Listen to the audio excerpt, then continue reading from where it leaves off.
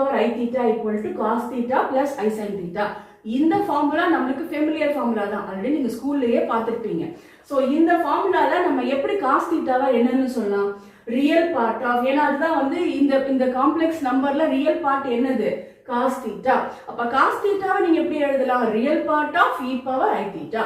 Sign தீட்டாவை எப்படி எழுதுவீங்க, imaginary part of e power i theta. So e power i தீட்டாவோட எக்ஸ்பான்ஷன்ல cos theta plus I sin theta இருக்கு. It is a complex number. Complex numberல அந்த cos thetaன்றது real part, sin thetaன்றது imaginary part. அப்ப நீங்க cos theta sin thetaவை நீங்க எப்படி represent பண்ணுவீங்க, cos theta is real part of e power I theta, sin theta is real imaginary part of e power I theta. அப்ப எனக்கு cos sin எடுத்துட்டு அதுக்கு பதிலா real part of அந்த டேர்மோட e எக்ஸ்போனன்ஷியலை உள்ள கொண்டு வந்துடலாம். இப்ப இந்த லாஜிக் தான் நம்ம இங்க யூஸ் பண்ண போறோம்.